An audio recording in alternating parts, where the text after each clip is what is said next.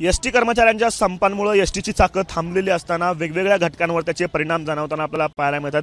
जसा फटका नागरिकांना प्रवासासाठी बसतोय तसाच फटका जो आहे तो भारतीय डाकला देखील बसताना आपल्याला पाहायला मिळतो। खरं तर पोस्टाची सर्व्हिस पोहोचवण्यासाठी एसटीचा मोठ्या प्रमाणात वापर केला जातो, मात्र सकाळपासून अनेक एसट्या ज्या आहेत त्या रद्द झाल्या कारणानं भारतीय डाकचे जे पोस्टल पार्सेस आहेत ते देखील सोलापूरच्या बसस्टँडवरती अशा पद्धतीनं थांबून असल्याचं चित्र पाहायला मिळत आहे। खरं तर सोलापूर जिल्ह्याअंतर्गत वेगवेगळ्या ज्या पोस्ट ऑफिसेस येतात त्यांचे जे पार्सल्स असतील, कुरिअर्स असतील, हे जे शासकीय पोस्टाने येत असतात ते सोलापूरच्या या एस टी स्टँडवरती येतात आणि आल्यानंतर वेगवेगळ्या एस टीच्या माध्यमातून जे स्थानिक पोस्ट ऑफिस आहेत तिथं हे सगळे पार्सल जे ते पोहोचवले जातात।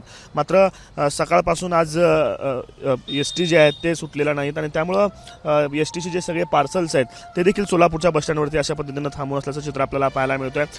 सोलापूरमध्ये काल खरं तर सोलापूर विभागामध्ये एस टी संपाचा फार मोठा परिणाम जो आहे तो जाणवलेला नव्हता, मात्र आज सकाळपासून मराठवाड्यातून ज्या मुक्कामी येणाऱ्या बसेस होत्या त्या सोलापूरच्या आगारात आल्या नाहीत आणि त्यामुळे मराठवाड्याकडे जाणारी विशेषतः वाहतूक जी आहे ती प्रभावित झाल्याचं आपल्याला पाहायला मिळतं आणि सकाळपासून मराठवाड्यातल्या वेगवेगळ्या जिल्ह्यांमध्ये जाणारी जी वाहतूक आहे ती खोळंबलेली आहे आणि अनेक नागरिक जे आहेत ते एस टी स्टँडवरती बसून आहेत। त्याच पद्धतीनं भारतीय डाक सेवेवरती देखील याचे परिणाम आपल्याला होताना पाहायला मिळत आहेत। कॅमेरा पर्सन अय्यूब कद्दीसा, आफ्ताब शेख, एबीपी माझा, सोलापूर।